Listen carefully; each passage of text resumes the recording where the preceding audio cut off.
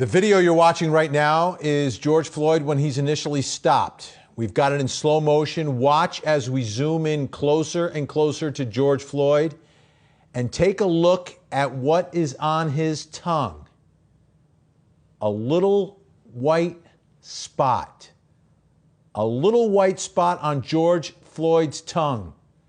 According to the defense, this may be the most important piece of evidence in the entire case. Let me explain.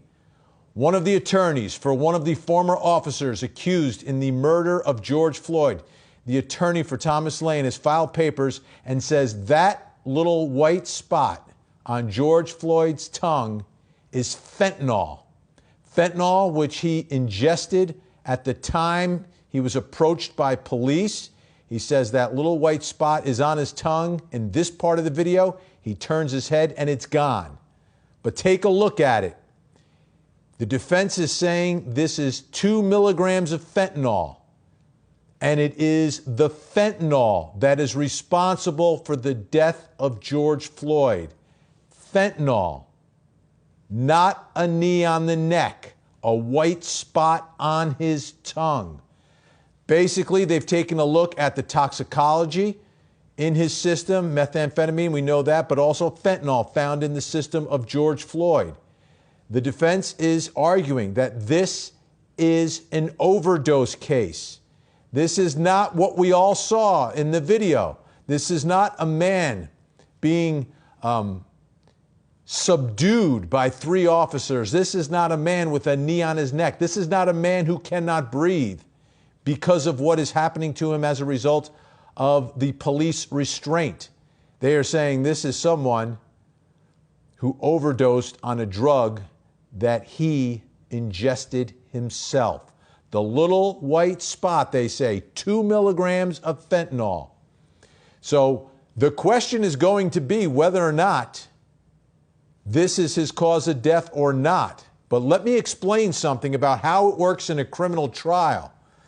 Because the defense does not have to prove that this is the cause of death beyond any and all reasonable doubt.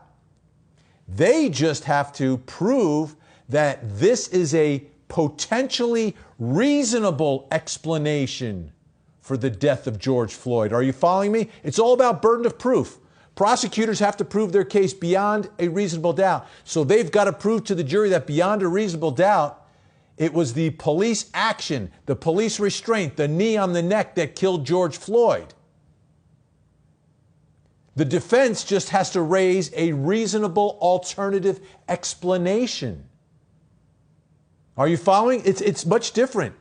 If you're looking on a scale, or if you want to put a number on it, prosecutors have to prove this to the 90%, 95%, 98%, whatever someone's individual juror's belief of reasonable doubt or beyond a reasonable doubt is. And all the defense has to do, and this is the same in every trial, is to say, okay, prosecutors have their theory. Here's what we say happened. And if it's reasonable, what they are saying, that's reasonable doubt. So my question to you is this a reasonable explanation for the death of George Floyd? The fentanyl that was in his system in the toxicology, plus the added evidence of this white dot on his tongue? Is that reasonable doubt? Is that a reasonable explanation for the death of George Floyd? That's going to happen during the trial. And I'll tell you exactly what's going to happen is each one of these defendants will hire an expert to come into court and explain how George Floyd died. And I'll bet my bottom dollar that they're all going to be talking about the white dot on his tongue. They're going to be talking about the fentanyl in his system. And these are going to be experts who are as qualified as the state expert, who's going to focus on what the police did to George Floyd that day. So my 13th juror question for you tonight on my program. Is fentanyl a reasonable explanation for the death of George Floyd based upon the evidence that you have heard? Or is it unreasonable? And is the only explanation what police did to George Floyd? Let me know what you think. This is not an easy one. I've been saying it from the beginning, not an easy case. This is not an easy question.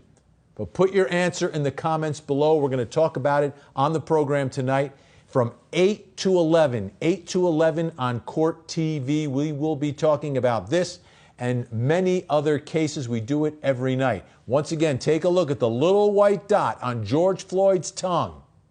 Is it the little white dot on his tongue, or is it the knee on his neck? And remember, the knee on the neck, beyond a reasonable doubt. Let me know what you think. I'm Vinnie Politan. I'll see you tonight at 8 o'clock.